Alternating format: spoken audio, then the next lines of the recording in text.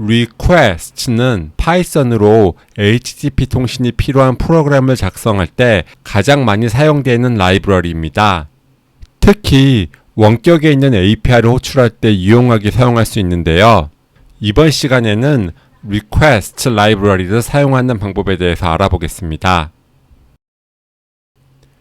request 라이브러리는 파이썬에 기본적으로 내장된 모듈이 아니기 때문에 별도로 설치가 필요한데요. 파이썬의 패키지 매니저인 PIP를 이용하면 손쉽게 설치할 수 있습니다. PIP install request 라고 입력한 다음에 엔터를 누르면 request 라이브러리가 온라인 주피터 노트북 환경에 설치가 됩니다. 로컬 환경에서 터미널을 이용하시는 분들도 동일한 명령어를 사용하시면 됩니다. 그럼 설치가 잘 되었는지 확인해 볼게요. 일단 라이브러리를 불러와야겠죠? import request 라고 입력하고 그 다음에 한번 구글에 접속을 해 볼게요.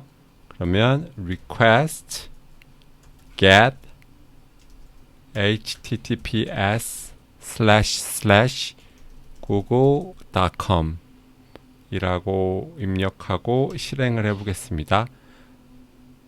이렇게 실행했을 때 응답으로 200이 나오는 거 보니 라이브러리가 잘 설치된 것 같습니다.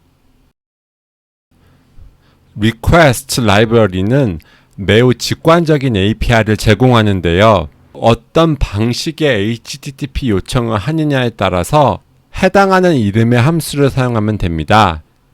예를 들어서 get 방식으로 HTTP 요청을 할 때는 request 객체에 get 메서드를 사용하면 되고요.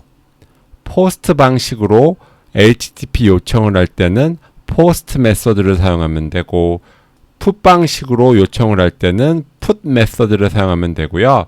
delete 방식을 요청할 때는 delete 함수를 사용하면 됩니다. 원격 API를 HTTP로 호출하면 상태 코드를 응답받게 되는데요. 일반적으로 이 상태 코드를 보고 요청이 정상적으로 처리되었는지 아니면 문제가 있는지를 알 수 있습니다. 상태 코드는 응답 객체의 스테이러스 코드 속성을 통해 간단하게 읽어올 수 있는데요. 실습을 위해서 JSON placeholder라고 하는 가짜 데이터를 응답하는 외부에 공개된 API를 한번 호출해 보도록 하겠습니다. 우선 response라고 하는 변수에 request get 메서드를 사용해서 이게 JSON placeholder API의 URL이거든요. 여기에 users 1이라고 해서 첫 번째 사용자에 대한 가짜 응답을 얻어 보려고요. 그 다음에 이 response 객체의 status 코드를 읽어 오겠습니다. 이렇게 실행해 보면 200이라고 나오죠. 즉, 이 요청은 정상적으로 처리가 된 것입니다. 이번에는 이걸 그대로 복사해서 첫 번째 유저가 아니라 100번째 유저에 대한 가짜 응답을 요청해 볼게요. 그러면 이번에는 404 not found가 응답되네요. 이게 무엇을 의미하죠? 이 API에는 100번째 사용자에 대한 정보가 없다는 얘기죠. 사실 JSON placeholder API는 최대 10명의 데이터만 제공합니다. 그래서 100번째 사용자에 대한 정보는 없는 거예요. 이번에는 post 방식 요청을 한번 해볼게요. 똑같이 복사해서 이번에는 method를 post로 바꾸고 여기 뒤에 100을 지울게요.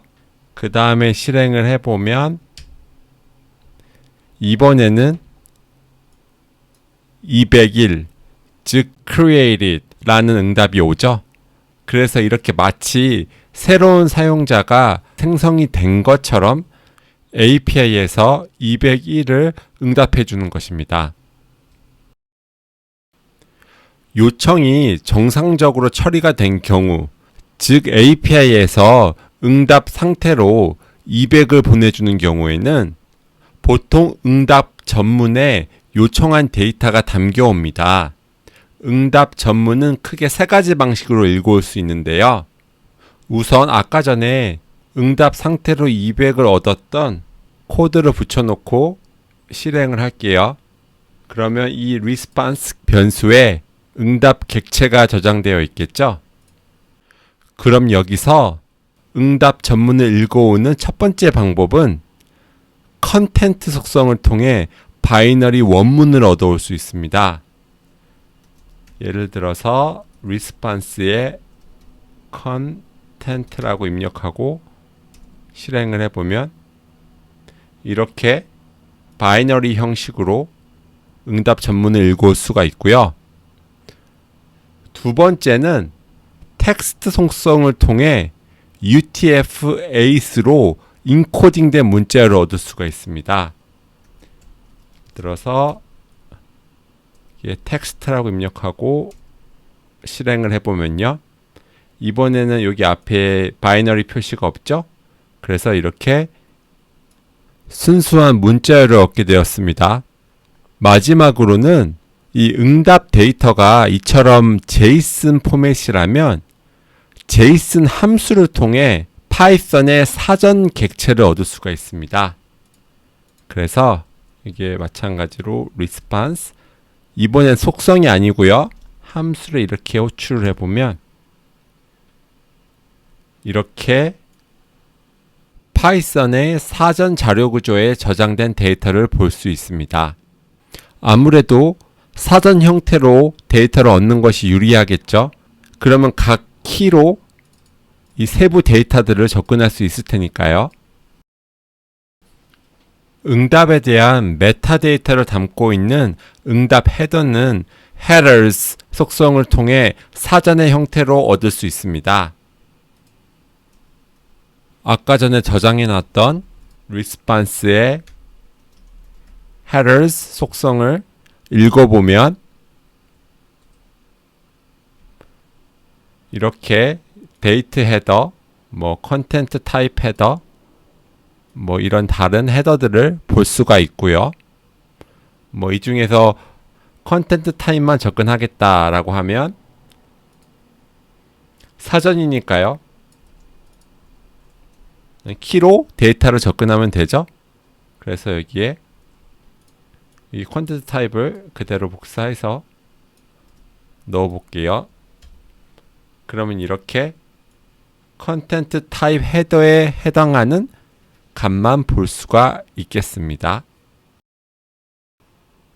응답 데이터를 읽는 방법을 알아보았으니 지금부터는 좀 더 요청을 다양하게 보내는 방법에 대해서 알아보도록 하겠습니다. 갯방식으로 HTTP 요청을 할 때는 쿼리 스트링을 사용해서 응답받을 데이터를 필터링하는 경우가 많죠. request에 get 함수를 호출할 때 params 옵션을 사용하면 쿼리 스트링을 사전의 형태로 넘길 수가 있습니다.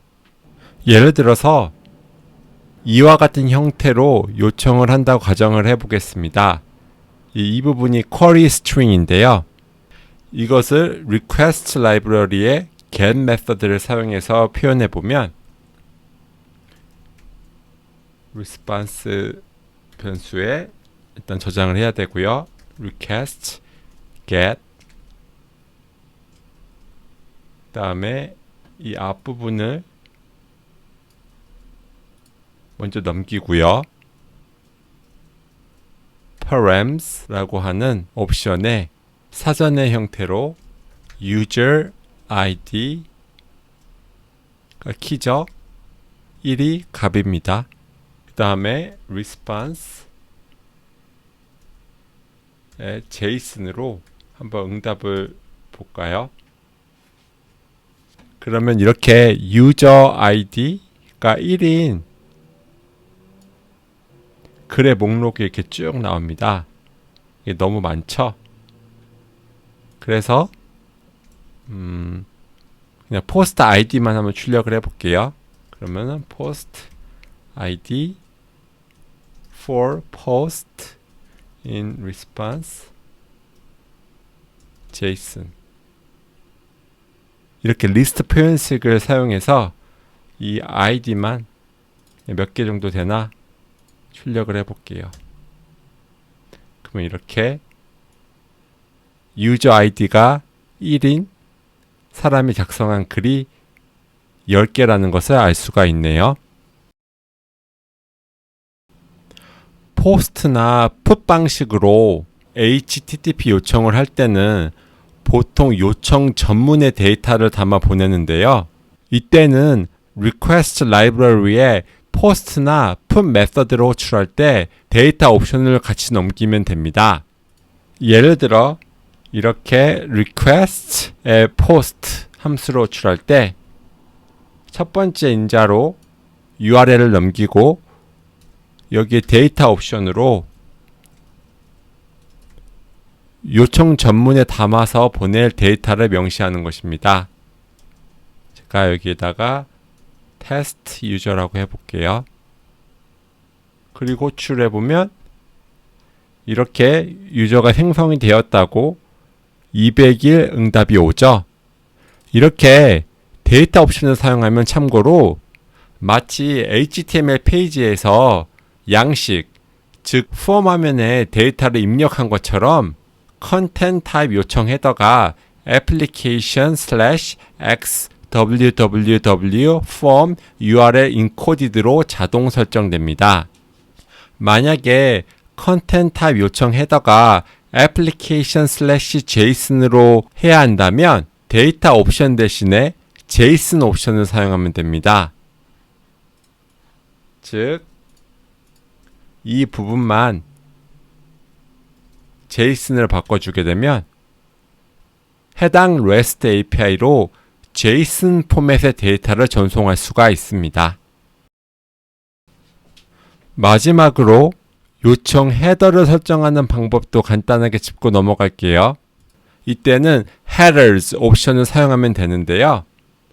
예를 들어서 이렇게 request에 post를 호출할 때 첫 번째로 URL을 넘기고 두 번째로 headers 옵션을 사용하는 건데요.